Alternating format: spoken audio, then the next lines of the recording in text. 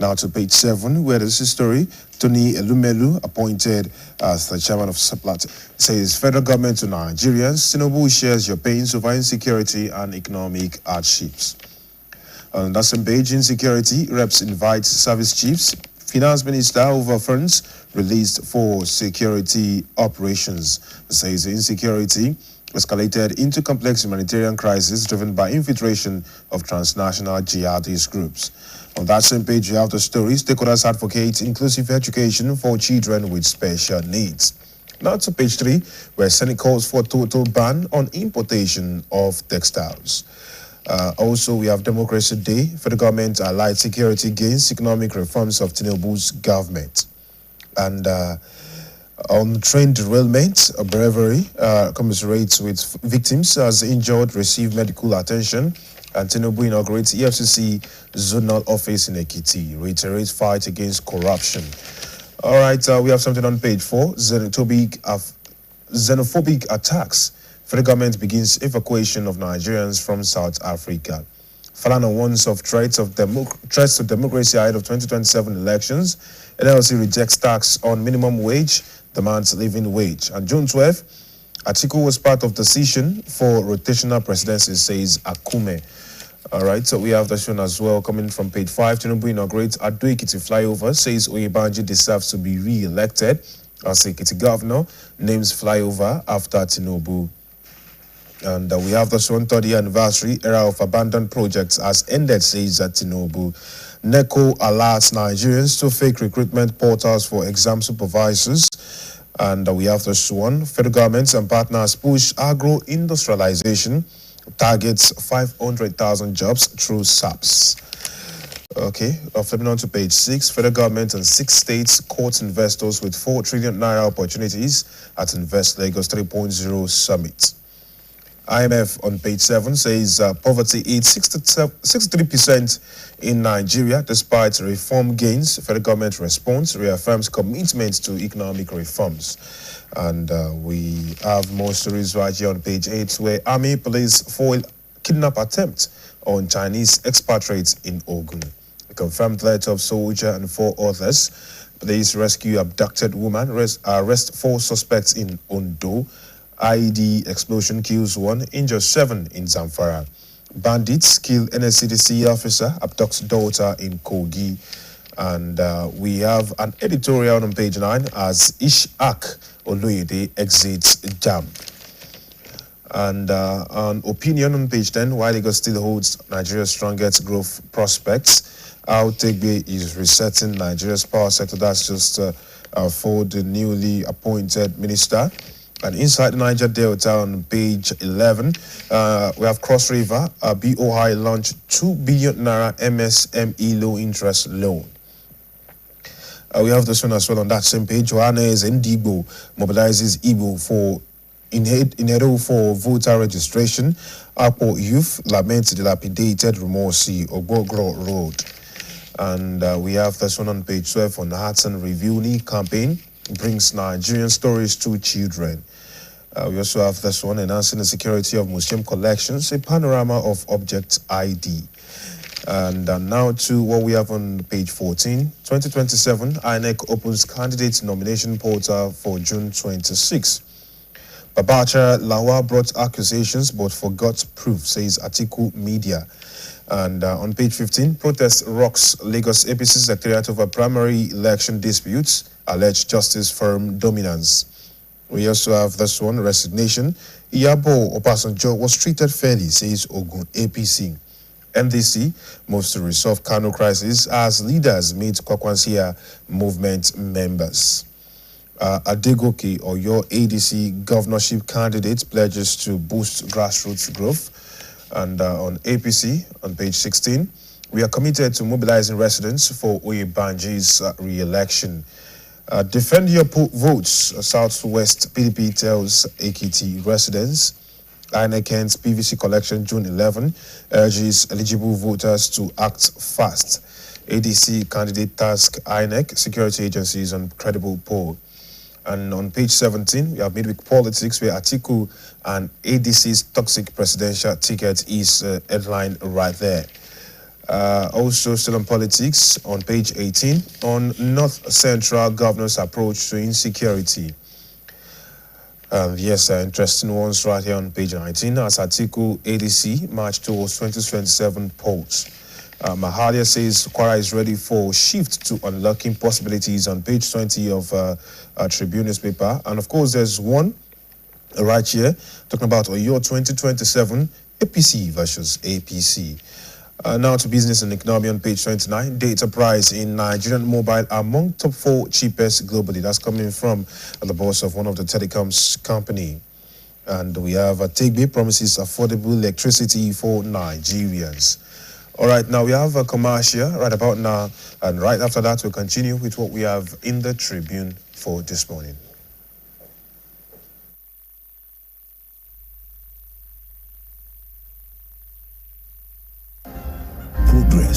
Progress no dey happen just like that. It dey come from support when you need am. Mommy, I got the school fees. You too much.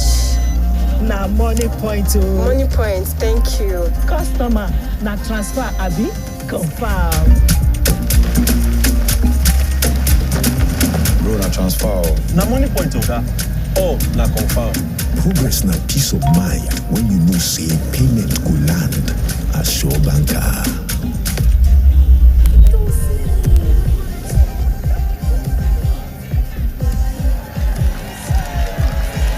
Progress na small win wey dey carry person go far. No worry, yourself go make am. Mo go buy ball. Victor, even you dey use money point? Of course na, they use money point. Confirm. Money point, made for your progress.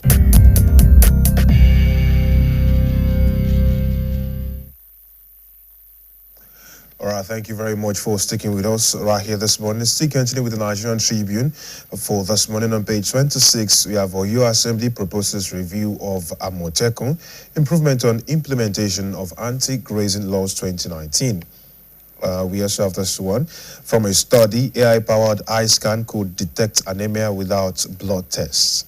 And Senate queries alleged mismanagement of 16.6 billion naira by SEDC. Saudi Arabia collaborates with Oyo government to combat blindness. Makinde Ladoja inaugurates multi-million naira eye hospital in Ibadan.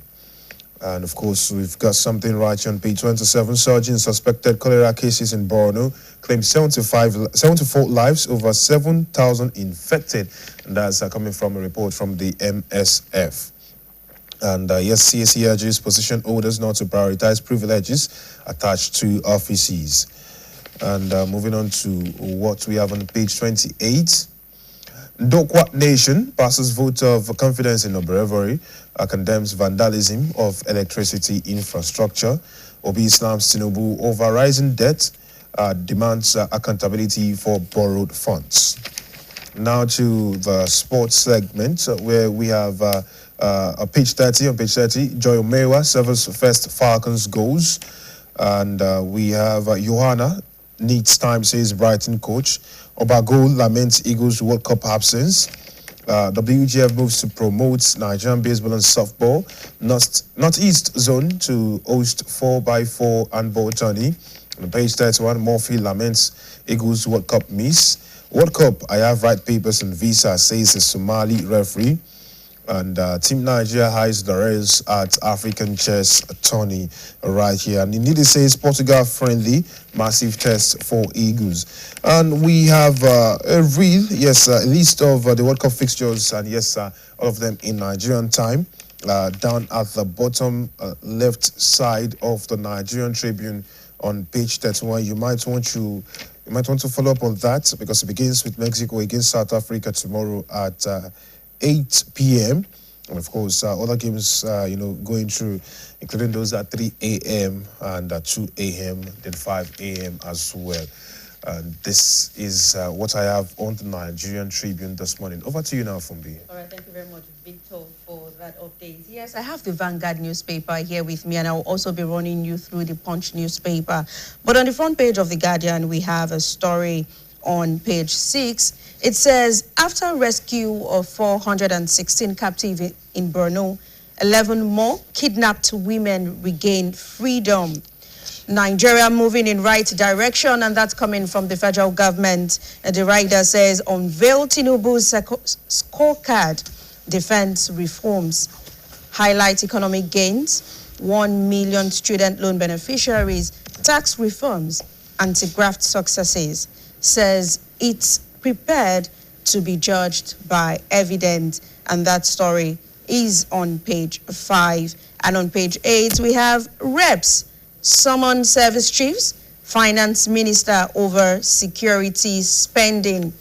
And that's on page 8. And lastly, on the front page of the Guardian newspaper this morning, we have a story on page 11. It says, IMF counsels federal government against $5 billion UAE loan, 6 higher taxes.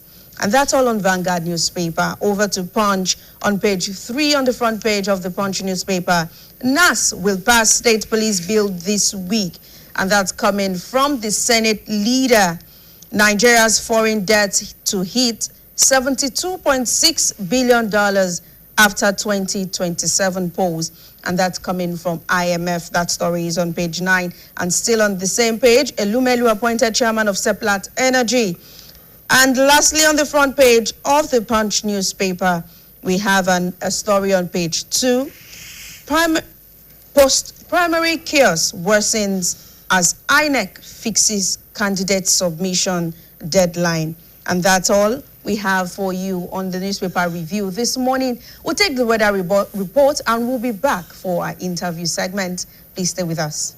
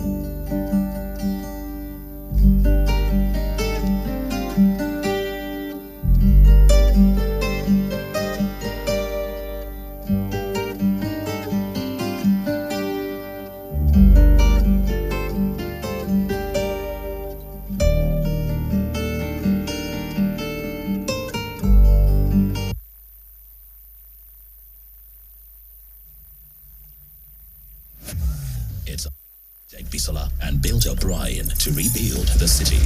We'll need some help. Let's get up and go!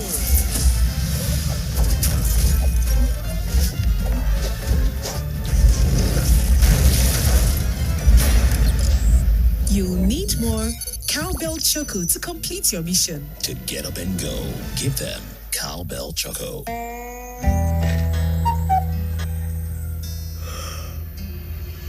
Supra Malt, Multivitamin Junior.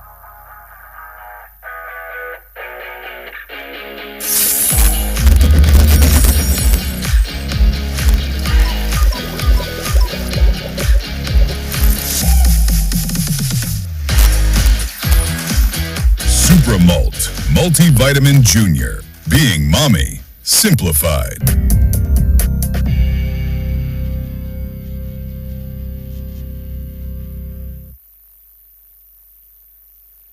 All right, thank you very much for sticking around with us, and welcome to the interview segment proper. This morning, we are marking the 26th day since the kidnapping of school children and, of course, teachers, amongst others, at the Oriri local government. And it's been quite a lot of updates and stories coming from that particular end. Days have been counting, and families and communities are still waiting endlessly to see their loved ones walking through that door and, embrace them with some warmth. It's been quite tiring looking at many of the incidents that have happened in that time frame as well, looking at some of the things that we have discussed as well during that time. And of course, the domination of, kidnappings on the conversations that we have in daily lives in Nigeria as at present. And of course, beyond, we have so many people speaking about different things as well. And of course, these incidents have triggered some public outrage. We've seen protests rocking different parts of the country. As a result of this, we are having people asking questions from the sector, security architecture, and the stakeholders as well as regarding what has happened so far. So this morning, we're continuing conversation on the updates on the Elewura and Oriri hostage situation that we have on our hands. And this morning, to actually throw some light on what we have the former chairman of the Nigerian Legion, Oyo State Command, Mr. Lasisi Adetunji Esquire, right here with us this morning. Good morning. Good morning.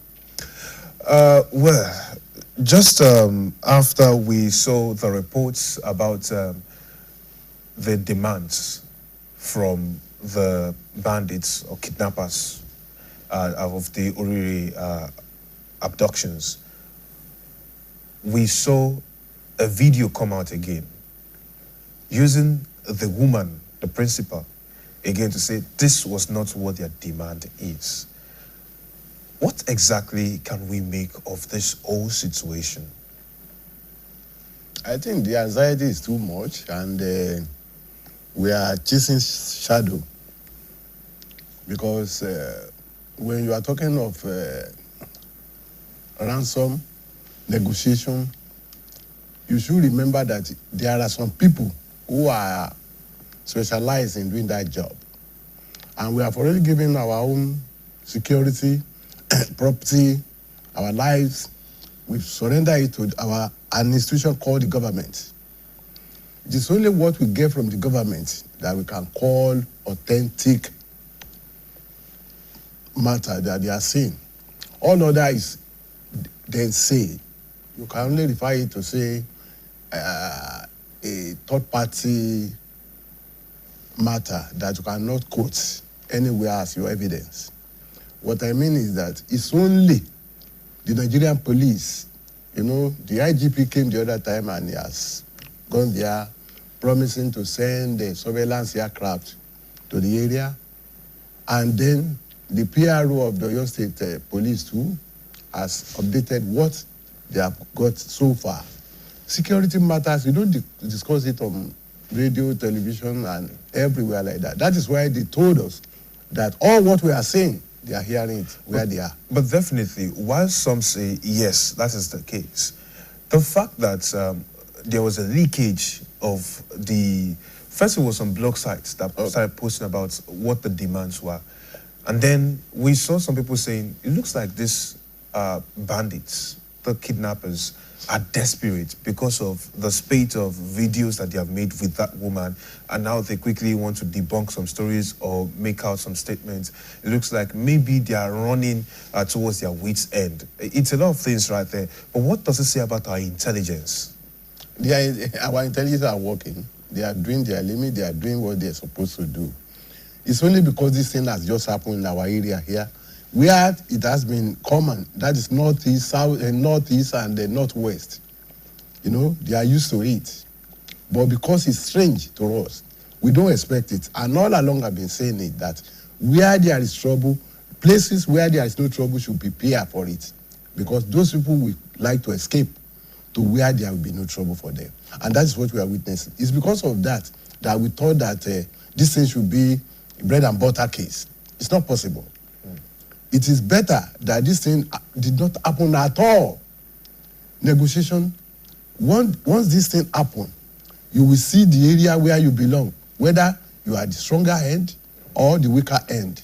We are now at the weaker end, and that is why we are now in problem. Are you saying we didn't prepare for it? Because there are warnings. That's what I'm saying.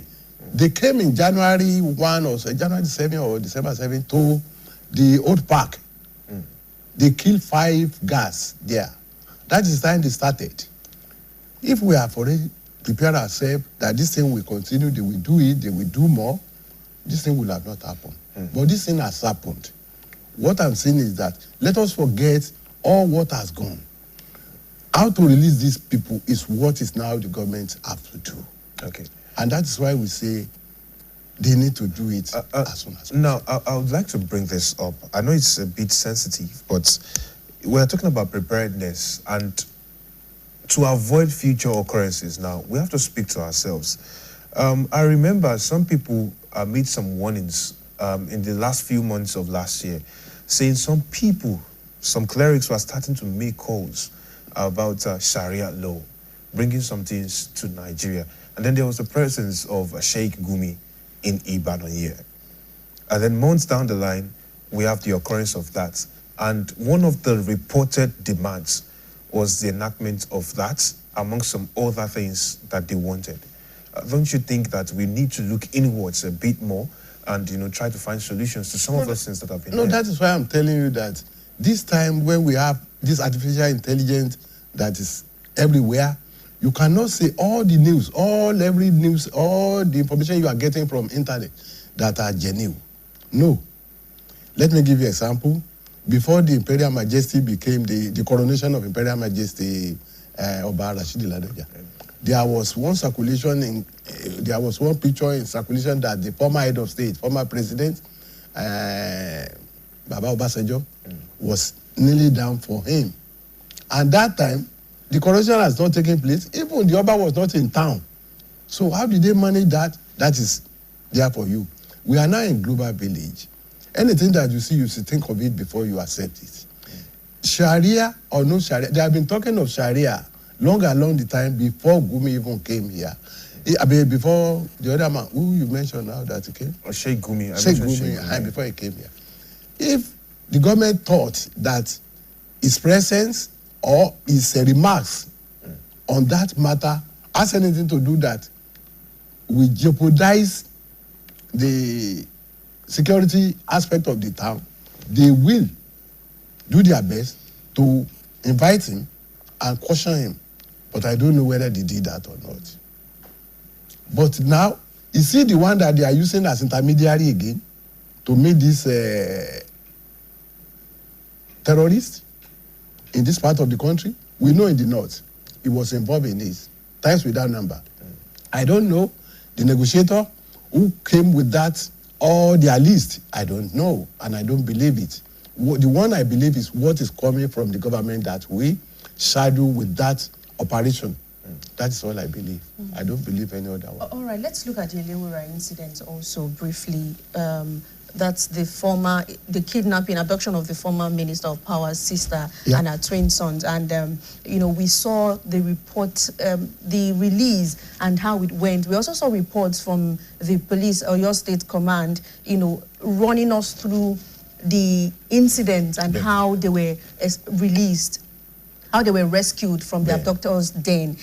While during the release, some people came out to talk about how they were also victims and how they have paid ransom to these criminals or suspected criminals who paid between the range of 10 million to 40 million naira. Now, when we have issues like these, and the Oyo Command said it's a kidnapping syndicate that they've also been tracking for a long time. When we have issues like this in Ibadan Metropolis, what's that to say about our security, especially where they've been nabbed and people are coming out to say, we've fallen victim, we've been kidnapped. In fact, it was also reported that the blue gown the woman wore in that video was one of the outfits they usually give their victims when they are in captivity. What's this to say about, the issue of safety, especially now that we are seeing it in the urban area? We talk of the rural area most times, but now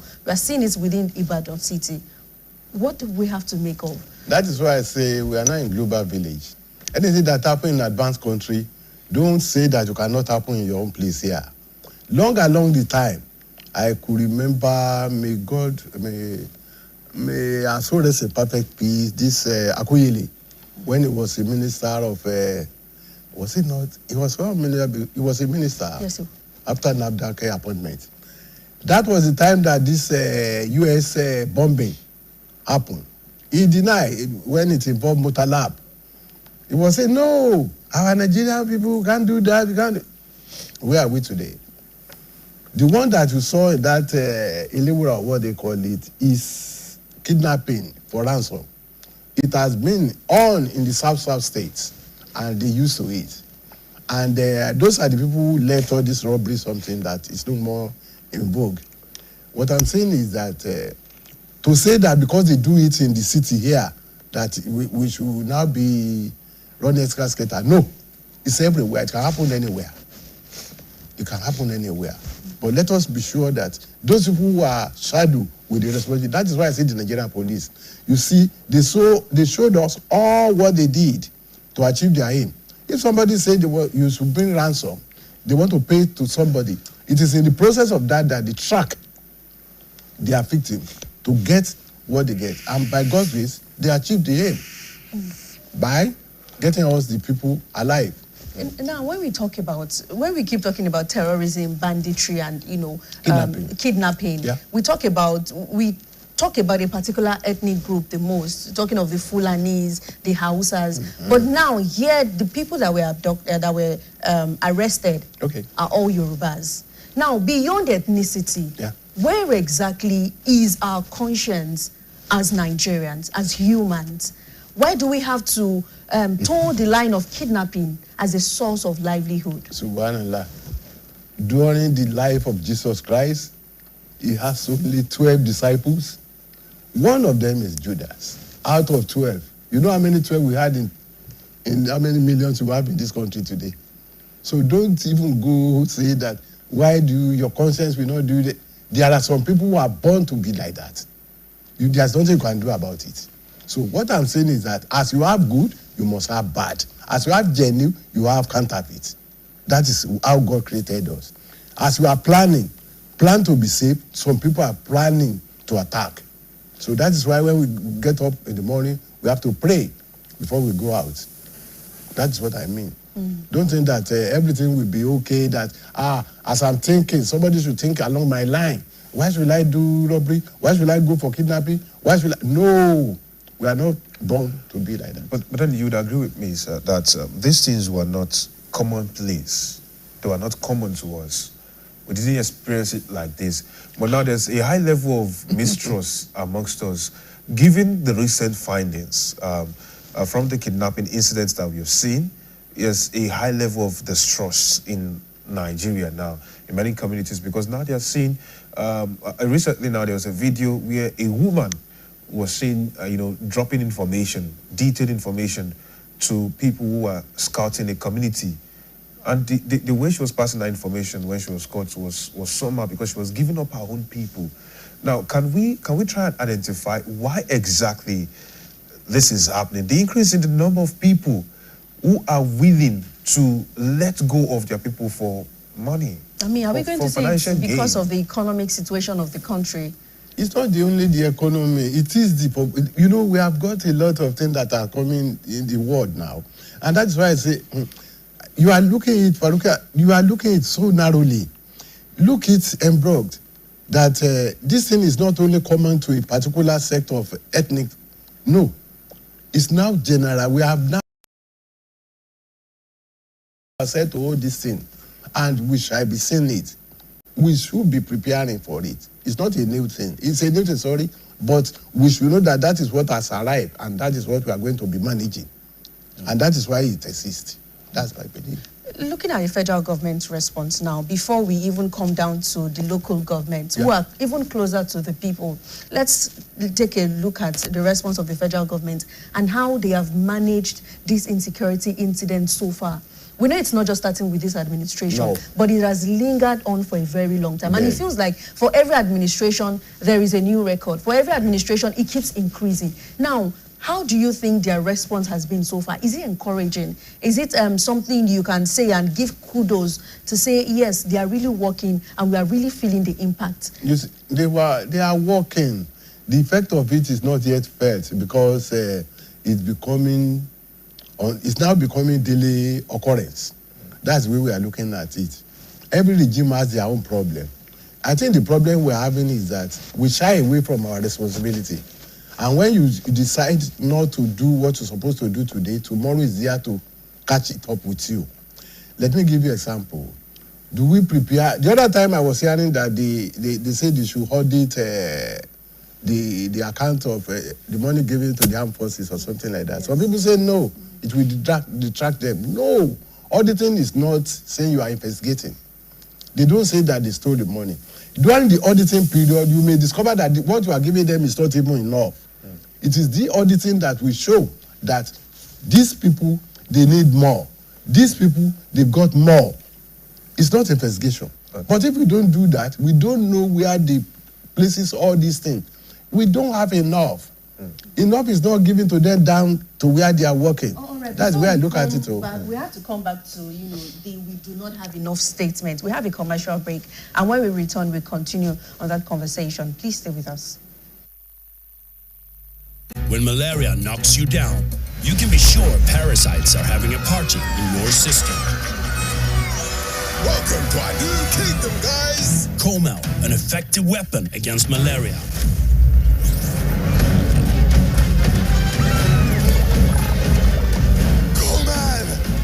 Attacking the parasite army directly to give you express relief and get you back on your feet effectively.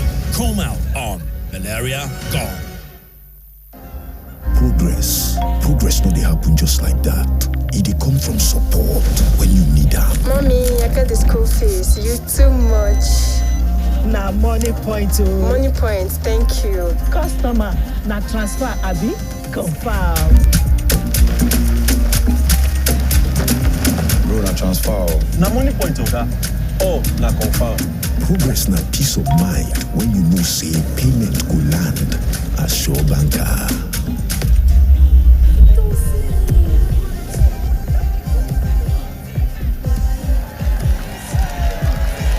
Progress na small wind wey dey carry person go far. No worry, yourself go make am. Mogo Bible.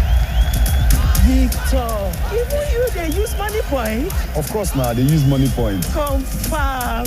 Money point, made for your progress.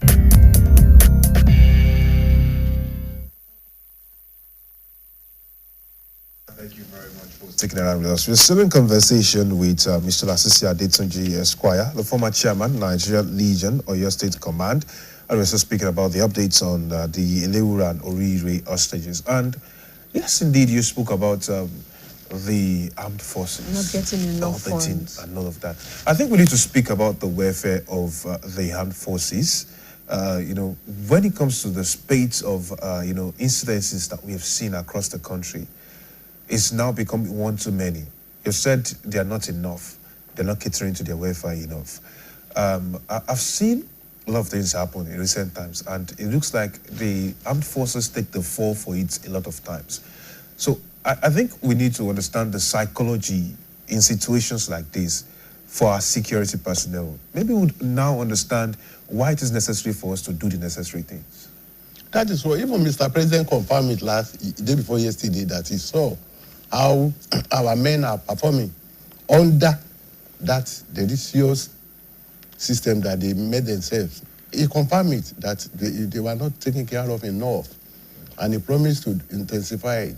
They should do something better for these boys because they are the one who are not sleeping when we are sleeping, and they are the one taking care of everything. You know, there's one thing I'm saying. When you are going to farm and you don't have sharp knife, sharp cutlass to do the job, you will not be able to achieve more. And you are putting your life at risk. You know how they expose us to nuisance in the northeast. Because the mistake the government made the other time in recruitment, in radicalization of these bandits, caused a lot of problem for us. They denied that they did not put anybody in the army, but we discovered that they were in the army. And those are the people who are giving the other people in the bush where they are, they show us, they open us to them. And that's why we are losing generals and all the rest in that place. I think the better they should do something in taking care of the welfare of the servicemen and those people who are doing the job, and provide enough weapon and technology that they require. Okay, now there's this angle that we have not always looked at. Now, yesterday evening and this morning, I saw a post on social media from a soldier, and it gave me a thinking towards that direction. And the post was about how they have been doing some things, but then sometimes they come out here on social media and see the people that they are fighting to defend, the people they are trying to protect, are the ones accusing them, blaming them, and calling them failures. How does that feel? How much does this sting to these people, knowing that these people that we are trying to protect have these negative things to say about us? That's what you demoralize somebody in the workforce. When you are working and somebody you are working for does not realize that you are working for him, and it calls you name.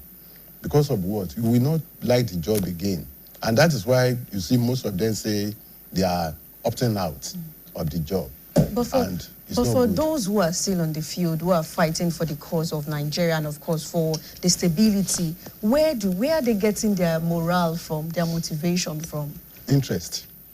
Interest. I mean, their interest. They have the interest of the job to defend their fatherland. You know, when you say you want to do this job, not somebody that they just brought into the job. No, intentionally enter into the job to do the defense, to do the job, to defend his country. He has passion for it. When you have this, you will like to say, whatever you see, you call it side attraction, you will not care for it. You will face where you are going. And those are the people who are doing the job. All right, let's go back to the Orire incident, and of course, let's talk about the video that started circulating, and the principal's statement. And she talked about politics. She says, please do not use our life to play politics, and of course, also begging them not to circulate fake news or misinforming the public. And just as you said earlier, we should wait for official statement from the government, which is what, of course, we would expect everyone to do. And we also frown against people circulating for the sake of the lives of people in hostage, in captivity. We are also frowning at people circulating false information. But examining that video and, of course, what she said about politics and not using the lives of people to play politics, we've seen this happening over time. Now, before the incident of Orire happened, we saw kidnapping, abduction incidents in the north central, northeast, northwest. And of course, we talk about how, their leaders at some point didn't even care anymore. That seems so to Nigerians. But beyond that, how do we talk about politics and human lives? And of course, compassion for human lives in Nigeria? I think what she meant about that being in politics is the time that these people came in. They came in during politics to use them that if you don't allow me to enter, I will make it ungovernable for you. And that is why we started it. I think that is what she meant. But sadly, you cannot have somebody in that type of, under that terrain that they are now, then you think that they are going to stay there peacefully. No, their mind will not be telling them that they will still come out alive. So I think that's why it's telling the government that they should not. And then the people too, they should not carry rumor about what they are seeing or what they are hearing. It is only government. That's why I say, let us allow the government to do the job. They are on it. And I don't think that they relax. Let them do the job. By God's grace, when these people come out from where they are, we shall now ginger them that we should not allow such to repeat itself in this part of the world because we are not used to it. In that place, they've accepted it with their own, that they are their brothers, they are their children, they can take care of them in the bush. That is what we know about them. But we here, we don't live in the bush. We don't agree. But with what you've seen so far, do you think the state government currently is putting measures in place and talking of being proactive in making sure we do not experience something like this anymore in Oyo State? I think they are doing their best. They will do it in collaboration with the federal government because security is under federal government exclusively. So I think they will do. They are putting it. It's not only the government. We too, we should know our responsibility. It is not only government that will protect us. So let us believe that we have our life at risk. Let's protect ourselves first before we say somebody will protect us. That is by saying that you should not see something that we look what all that, like Elewura, you say, the one you are giving the example. Yes. The place where they hide them there is inside the compound where people are living. They should be, you should be suspicious of your people that in your surroundings. And that's why I used to say you need to know 4 people. The people living in front of you, the people living by the right, the people living by the left, and the people living at the back. Even though those 4 people, you are okay.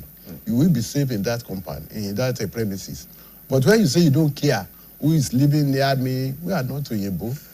We are Africans. Okay, now so we should be careful. let's look at something we used to do years back. I mean, decades ago, where it was more like communal living, where you are your neighbor's protector. Yes. Your neighbor would protect you.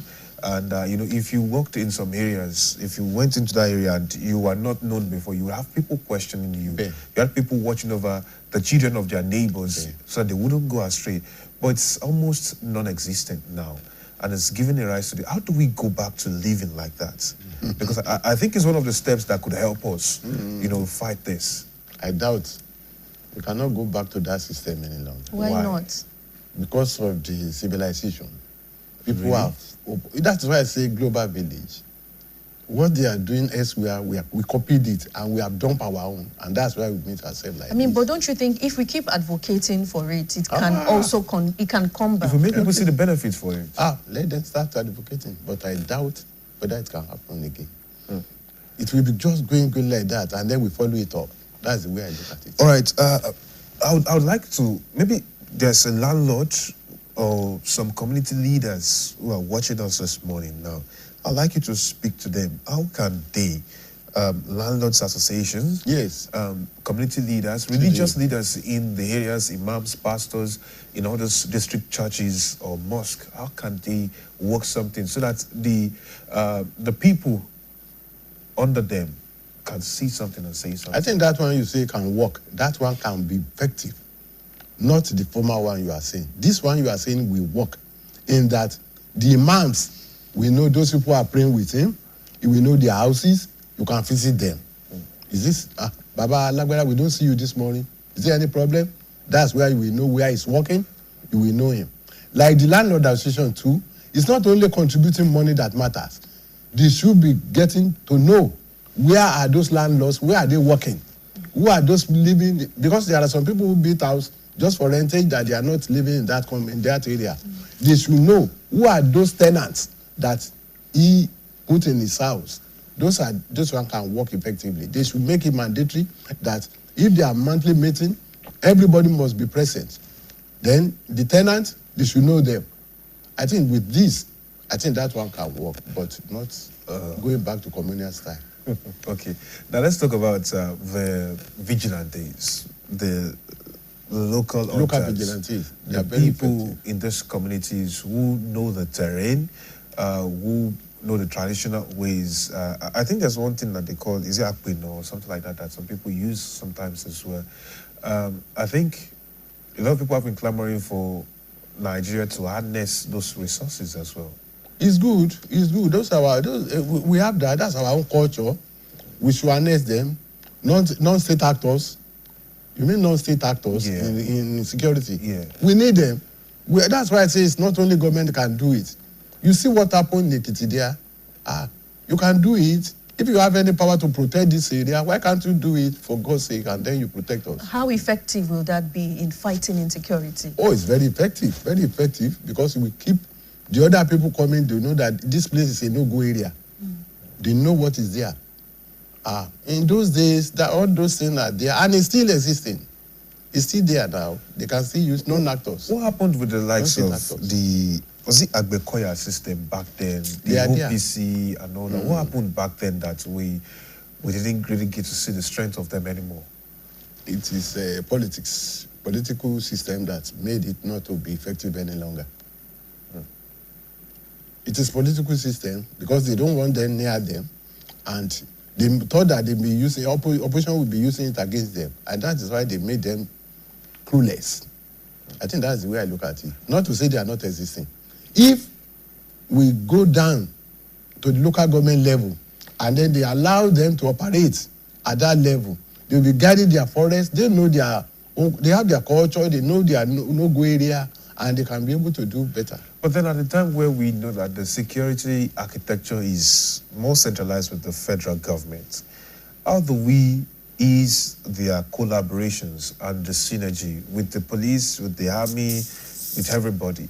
When we have decentralization, that is like the state police we are talking about, vigilante at the local level, let the federal government do their own federal police, let everybody go down to that level.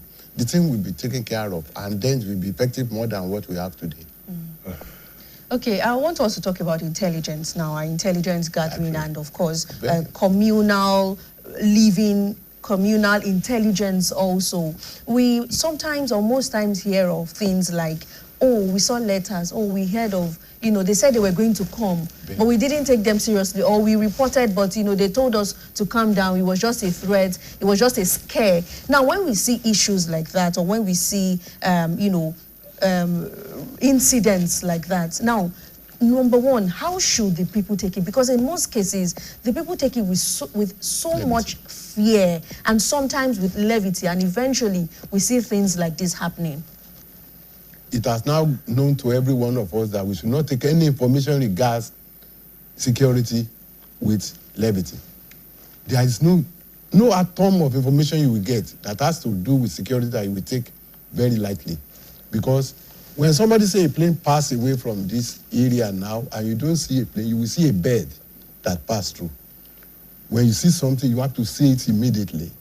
All those things that they are pasting, they pasted this notice that we are coming on so day, we are coming on so day. Make it to be authentic and then be prepared for them. Then they will know that the Eldorado, their lifestyle of doing that has passed. I think. And in terms of, the communal living also and local government, now, how do you think, so far, do you think the local government chairman, authorities, are really, really close to the people at the grassroots? They are not. Do you think that relationship is there? It's not there. It's not there. It's not there. The relationship is not there like before. I think I should be sincere with myself.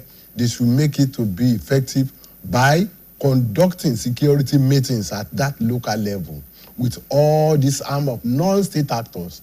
Agbekoya ni, OPC ni, this one ni, all this. Everybody that has to do with security, they should allow them to be participating in the security meeting they are having at local level. Because this thing happened at that places we are. The one in the city, the state police will be able to take care of that. And now we talk about funds. This is also going to take us a little to the local government autonomy we've always talked about, and of course, funds for local government, because the local government will also come out to say, oh, we do not have enough funds to carry out or to work on these, issues we are talking about. Now, how do we make sure, how do we balance the local government No, I don't think any local government can come out that it has not got enough to do what we are talking. What are we saying we want? Nobody, no chairman, no local government has ever come out to tell us that they don't have money to take care of their place. If they don't have enough money, they don't have time to be. They are not responsible. Then, I think they cannot do that. They cannot say that they have. They should know how to utilize the little they have, so that they will achieve their aim. All right. Now, at this point, we need to speak to Nigerians to understand the situation, read the room, and be able to act accordingly. Because trust me, if we do not speak with ourselves, the misinformation will still keep flying. I mean, there was a platform where people had to call out a certain individual on social media for posting something that had been posted months ago. Yes, even. And then bringing it up again and acting like it was new. And, you know, there are some things that we should not be doing. So how do we speak to Nigerians so that they should understand the situation and not escalate what is happening? Let the government act on the punishment that is required for such an offense. If you give somebody to want to get somebody, then you punish that person, other person will know that you are serious. But when you see that when somebody is apprehended 2 days, 3 days, you see him in town again, moving with you, you won't be happy. That's the way. I think the government has a lot to do in that side, not the people. They've warned us, they've told us that you do not. All these type of things that they are relaying, a year ago, 2 years ago, something that happened in Nairobi, the publicity that is happening at Ojowode is wrong. If they catch such a person, let them punish him according to the law of the land. If this is done, everybody will sit up. All right. Now, we'll also speak to something different as well, and that's the influx of people who are not Nigerians coming into this country at this time. How do we ensure that we are not chasing away people that should be here for the good of the country in the light of everything that is happening? How do we separate the bad ones from the good ones so that we not just throw away the positivity coming in the midst of all the negativity? I think the country, especially our own states, we should have the data of those people that are entering here, legally or illegally. Legally or illegally, we need to have their data. And it's very simple. I don't know why. The other time the government started doing this Okada own, they started, I doubt whether they finished the processes. Let them get everybody documented. If you are here, you are from Burkina Faso, you are from Niger, you are from anywhere. If you are here legally, it should be written that you are here. The card will be given to you. If you are not legally here, let them legalize it or you go back. I think that's the way we should document everybody. Should this not be a standard? There is standard for it. No, I'm saying, I mean, we are calling for these, but should it not be a standard, you know, where, let's even look at Nigeria as a whole now. Do we even have a database of all Nigerians? We don't. We talk about NIN. We have different forms of verification, of identification, but yet we still cannot even account. We do not have a structured database. How do we make sure, you know, we put this in line for proper documentation of Nigerians, and of course, to be able to track those that should be tracked that come into Nigeria to perpetrate evil acts? Corruption. That is the bane of the whole thing. Remember the other time they did CCTV in FCT? There's no base. There's no place where they will connect it to. And that one has gone. That money has gone just like that. Nobody will check you. It is corruption. All this, you know how many times we have done all this checking, data. It's corruption. May God save us. I think if they are serious, it's not a rocket launcher. You can do it very easily as per each area. Like this Okada that we are talking. The people guarding at Bashon, they have their own chairman. They have their chairman. Idiroko, they have their chairman. Let them get the data for them and then prepare the documentation. They will know. If you are you don't have any place of abode, we should not allow you to come here tomorrow. That's the way. But there are some people that they are sleeping on their motorcycle in this town. Which is very dangerous. Now, there's something that happened some days back, and I don't know if you saw it. On a certain social media platform, bandits went live, showing their location. I'm saying this as we wrap up now. They were actually opening a giveaway. And Nigerians who are part of those who questioned the actions of those bandits went there, pasted their account numbers, and were receiving monies. And it wasn't until some of them started receiving threats from some of those bandits that they came to social media to paste and say they are looking for them. These bandits are looking for them everywhere. What exactly led us into that situation? I think what led us into that is that there is government, can we say government failure in that area? That's how it should be. If it's not government failure, you will go to where they will protect you. Like some people where they are now paying tax before they go to their farm, to the bandits. But in this situation, are we going to say government? Because, of course, the people are clearly aware. You are clearly aware these are terrorists. These are people terrorizing the nation. And yet you are requesting. How are we going to blame the government for such acts of the people? I don't. You get it right. The government I'm saying is that they should have, during that period, they should have been able to apprehend them when they are doing that. They should have been able to apprehend them if they don't give them room to do it. But what about the people who are openly begging for monies received on the blood of Nigerians like you?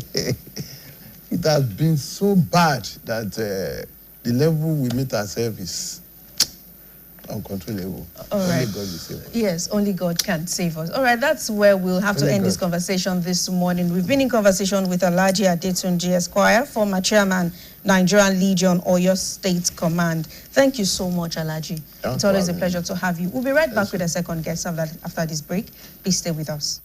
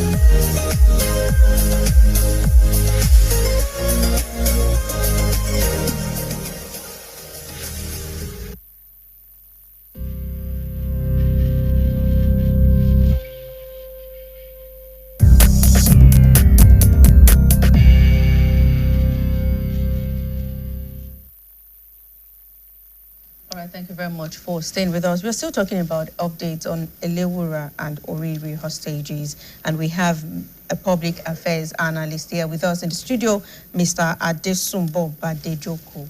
Good morning, Mr. Badejoko. Good morning. All right. Moving straight to what we have this morning, talking of the insecurity incidents generally now. Let's look at where we stopped with the previous guests, talking of bandits now coming online. They show themselves, they show their faces, they make videos. In fact, Nigerians are requesting, they are now doing giveaway online. Nigerians are dropping their account details. How ignorant can Nigerians be when we engage in such acts? Is that, should their ignorance be excused? How did we get to this point where we now start looking onto bandits who make people cry to get the money they are spending, who kill Nigerians to get that money they are using for giveaway? How did we get here as Nigerians? And don't you think those people should actually be called to question, should actually be arrested, they should be fished out? You know, if you could be engaging people like this, it feels like, I mean, it shows that you are even encouraging them to do more, to get more money. You cannot blame those who are getting or collecting money from them when they do give away. Why not? Or rather blame those who have, who are the source of the money. You know, we got to where we are due to our past mistakes, actions and inactions of those in position of authority. You say bandits are on social media. Bandits are in government. Bandits are in the security sector. Bandits are in the banking sector. Bandits are among our political leadership, among religious leadership. Even in the media, we have bandits. So when you now aggregate the whole thing, it's going to be unfair to now be calling for prosecution of those who are just looking for free money. Perhaps those people are hungry and they don't know how they will fare.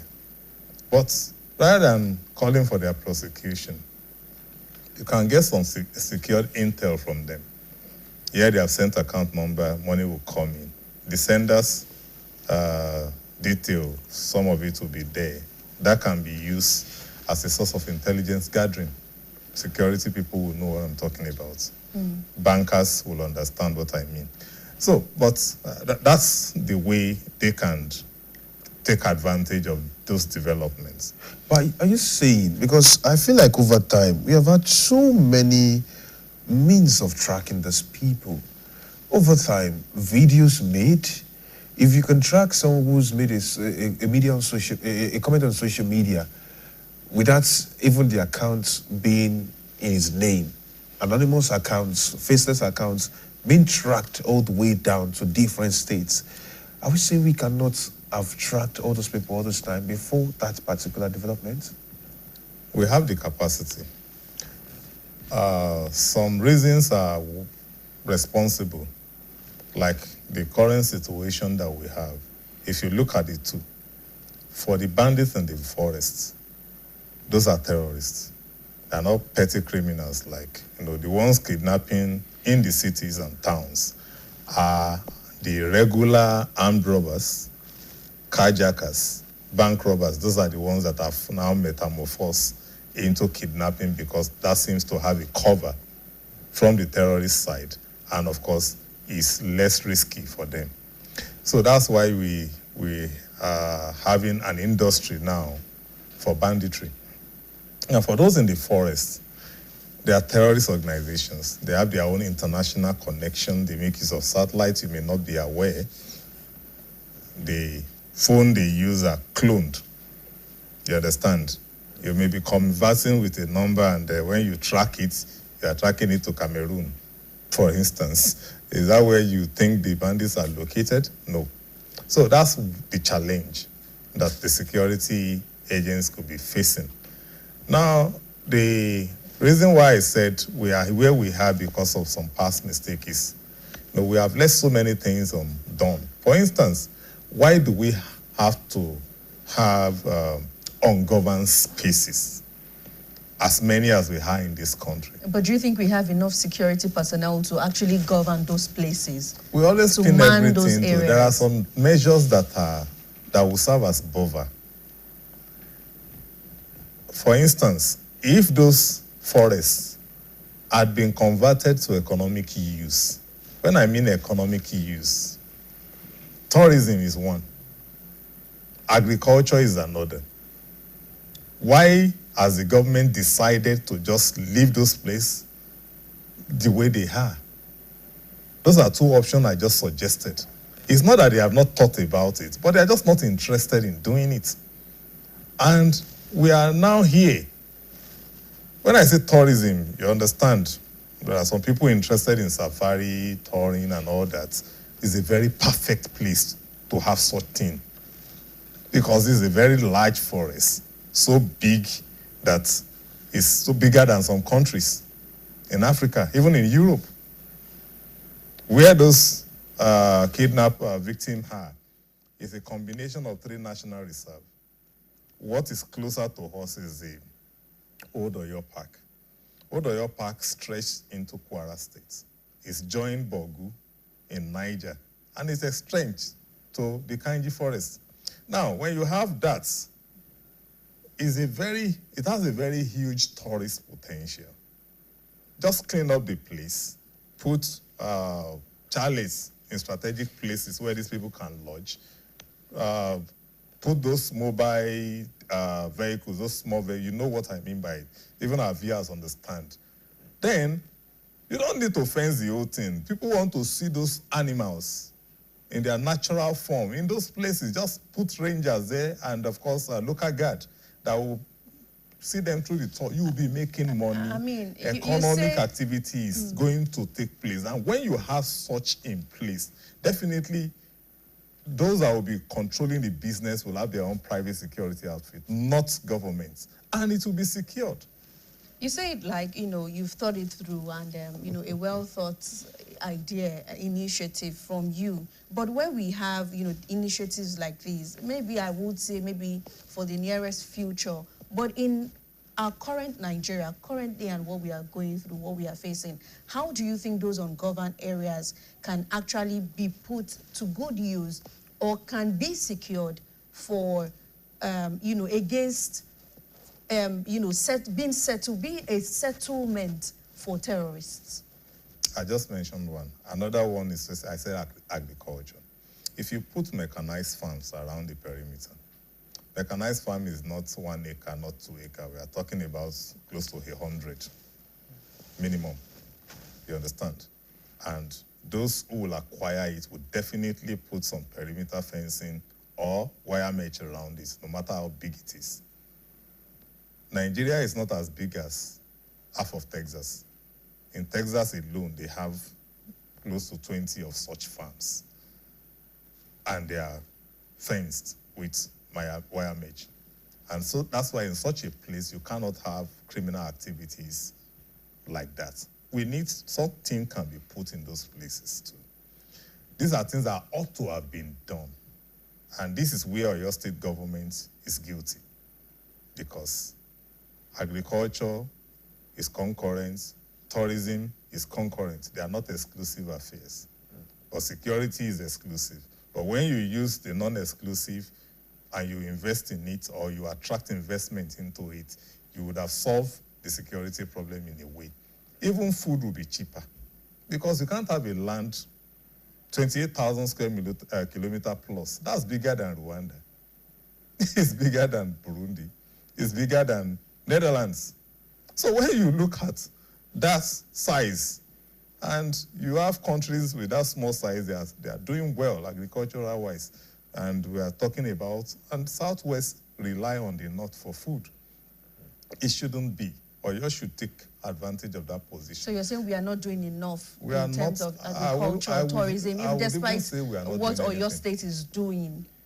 What is Oyo State doing? Maybe I don't know. I'm talking of agriculture and tourism. I mean, the noise we hear is about agro-business. And I have been a very unrepentant critic about that policy that come. You cannot climb a tree from the top. You can't start your education from the tertiary. You understand? Agro-business is talking about value added. What are you adding the value to? Where is the raw product? That's my concern, and the government have not been able to defend that. And when you say the reserve belongs to federal government, and I will say, fine, there are some other federal assets or national assets that we've taken over for real estate. So if you can use the energy there, what stops us from doing the same thing with those places? All right, let's go on to the Orire situation. Where we've seen another video sometime back. I don't know how some blog sites or social media platforms got wind of the demands reportedly, allegedly, of these bandits, where they mentioned the 1 billion naira, there's concessions on your state's laws and all of that. And then there's the video where they used the woman again, saying, do not play politics. We are not demanding this. These are not our demands. What do you make of that situation? It's necessary to really put the right information out there, because when that initial social media demand came out, some of us who are privileged to have certain information had debunked it earlier. Where I got disappointed was the Speaker of the State now reading it on the floor of the House, something you have not verified. You're not part of the negotiation team. You understand? There are some verification that ought to have been done, and he has not done well in that area. Even when the Commissioner of Information, he'd issue a statement, we've encircled them, and those were bad moves. In security, you classify sensitive information. Those who do not have clearance should not be informed, and they are not even supposed to make statements. You understand? Because whatever you do negatively is going to be compromising the efforts of those in the front line. And of course, be putting the life of those people further at risk. That is what had happened. And for the video, I asked people just yesterday on another platform that people should pay attention to the countenance of the woman in the last video and the one in the very first video. You see a difference in even the tension level. She's more relaxed in this one, looking fresh, not looking like someone who has been in captivity for 24 days. You understand? What does that tell you? It shows government is, in a way, getting supplies across to them. And they are talking, and of course, these people are not maltreating them. That is the sign.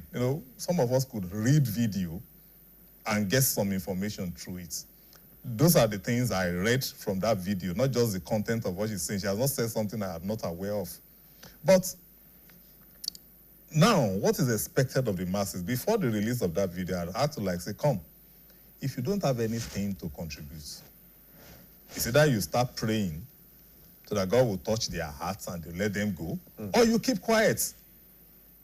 By the time you begin to share negative things, unconfirmed videos, unconfirmed information, you are only helping the cause of the kidnappers or the terrorists, to call them what they are. That is what you're doing. So the best you can do is to downplay the whole thing. And when I say there are bandits in the media too, you discover that if you are very careful, there are some media platforms that I will not mention that are always the first to break the news. What is the channel of communication? Nobody have personnel on ground in the forest. But that means they are getting it somehow.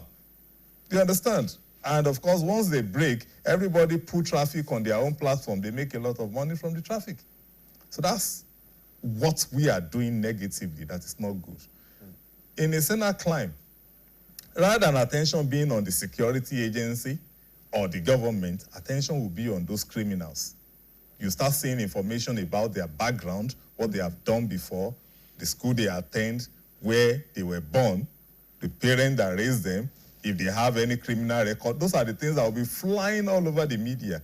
And if they are going to speak to what the security are doing, they would rather be speaking towards their efforts. Okay, they've been able to do this.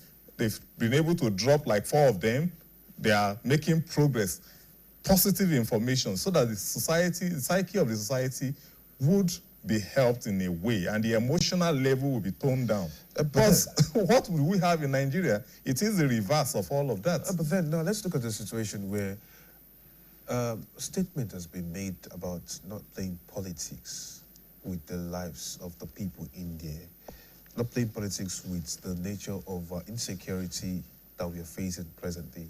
And also, I would like to also add, what do you read when it comes to the demand or the psyche of the bandits, terrorists, who are still holding these people hostage? Yeah, that one is obvious for somebody that can read between the lines. They are tired.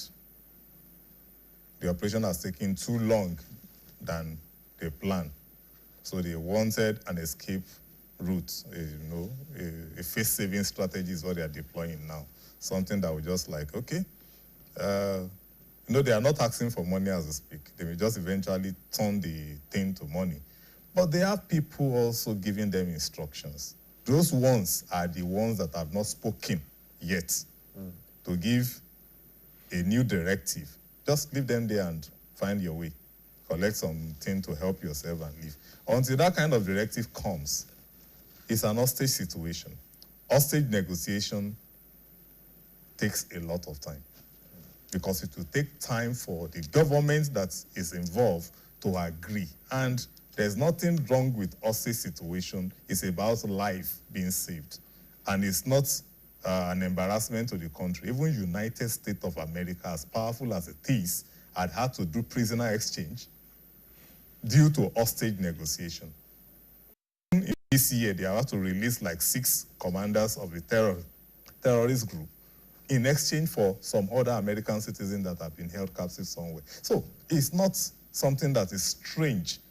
And so those of people who are out there, and that's another unfortunate thing, because subsidy has been removed, and then you attach every other thing to subsidy removal, and you so hate the government that you are now hating your country in the process. You're not supposed to hate your country, in as much as you live, even if you are not living there, in as much as your country. You may not be proud to be a Nigerian, but you remain a Nigerian, whether you pretend about it or not. You can't hate your country. In the fight against insecurity, how do we stand united as a country? Well, somebody has started an hashtag, Nigerians Unite Against Terror. We should all key into that. How do we unite? One, you contribute to your own quota by not sharing information that will promote the agenda of the terrorists. But rather, for instance, the very day that a kidnap was, I think it was the second week after this Oriri thing, the Nigerian army in an operation in Sambisa killed over 700 of these guys, and they had to flee across the mountain into Cameroon. That video is on social media. If you go to my Facebook page now, you'll see it there, because I had to. That's the kind of thing I want to be sharing. And I encourage people to share so that the narrative will change. And those in front line, the military, the police, will be encouraged to do more. You are doing the service to them. When they will go, some of them will be killed, and the only thing you share is the video of them being killed and not the people they have killed. That is one thing we can do. We are a very religious country.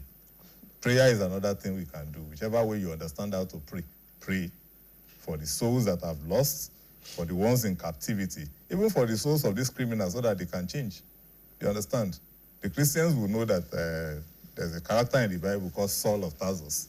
He was once like that. But somehow, through prayers, he changed, and he became an evangelist. So they can also change and start doing good. Well, that is what we want, for everybody to contribute to national development. National development is not the government's primary assignment. It is everybody's effort. As a citizen, you have an obligation to contribute your quota. You understand? That's why Kennedy will say, was it Roosevelt, that do not just think about what your country can do for you.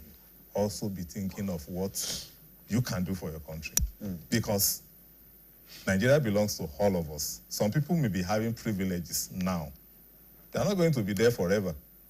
But once you are optimistic and patriotic, you would continue to move in that track. That is where I stand. That's my own philosophy about this country. And I wish as many people as possible would join me in that, because when we are adding number, it will get to a stage that this will outnumber those who have criminal mindsets. For instance, the Oyo State government I just banned the use of motorcycle between 10:30 and 5:30 a.m. Very beautiful development. When I heard it, I said, well, it's better late than never, because these are things that have to have been done like 5 years ago. But it's incomplete. Why is it incomplete? Not even knowing this will happen, because I made these statements before the Elewura kidnap, that we have left out some other things. Why should people have money to buy a car of 20 million, 25 million, and not have 150,000 to register that vehicle, and they will prefer to drive it about unregistered? They are instruments for kidnap within the city. Why should people prefer a tinted that you will not even see what is going on inside to the normal one? And I discovered that we use that most in Nigeria than any other country. Why should it be? Are we all criminals? Why are you hiding? Why can't you allow people see, okay, yeah, that gentleman is right? What is the rationale behind indiscriminate use of tinted vehicle? These are things that we can also use to help crime prevention, because they are ancillary to the crimes. And voila, the second day or third day, a kidnap was done using an unregistered vehicle. So these are things that we need to, the government should have added to it. And somebody that was missing, they will not add it because the majority of the people using unregistered vehicles are connected to government. I said that shouldn't be. Justice should start from within. Right, so how do we also address the high increase?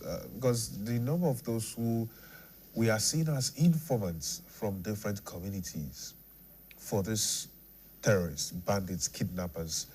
Recently, the Elewura kidnapping, they are making links to certain people who are in-house, you know, with the family that was affected. The Oriri community, similar. We have seen the number of arrests already made. Different areas also have similar. And then we are also noticing the number of arrests also being made on people who are serving information to bandits who are scouting communities, you know, maybe to come and perpetrate evil. How do we address that as citizens of this country, and not just people who would allow any evil before people around them? Why did you not put government today? Why just citizens? Because, I mean, it's citizens who are giving this information out. Yeah, the governments need to do certain things that would, you know, in this country, an average Nigeria has become so corrupt-minded that they think less of doing the right thing. I've been embarrassed in several occasions. You know, it's like those of us who think normal, we are the abnormal people now. That's the situation out there. We want to do the right thing, try to correct a mistake. You know, so many things are wrong.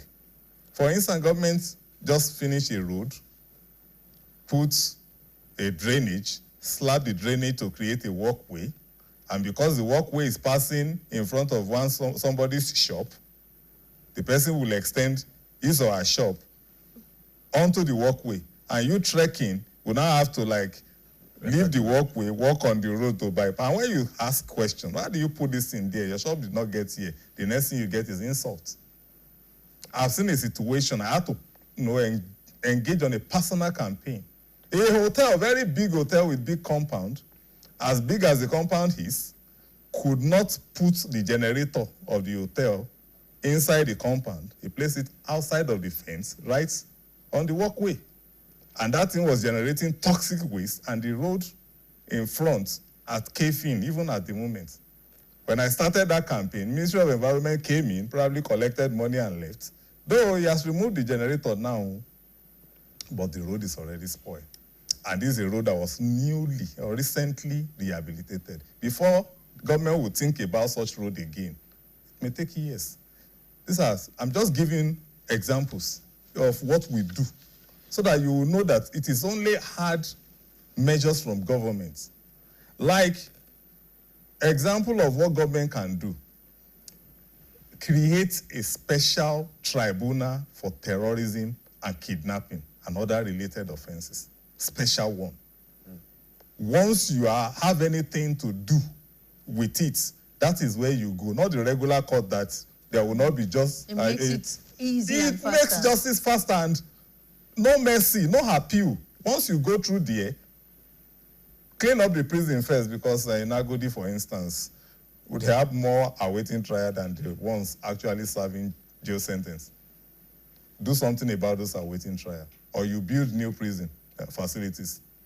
Once they know that, once they share information or they collaborate with a kidnap incident, they are going in for it, except the operation is successful. Look at coup plot, for instance.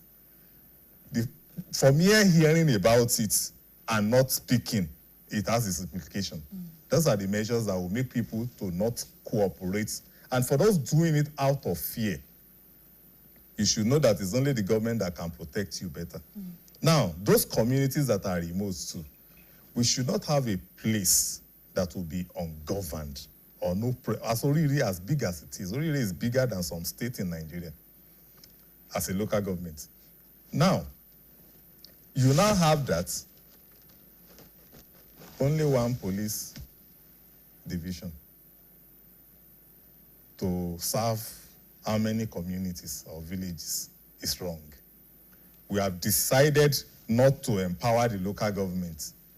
It's so terrible in Oyo State that it is the state government that is deciding the local government project for them.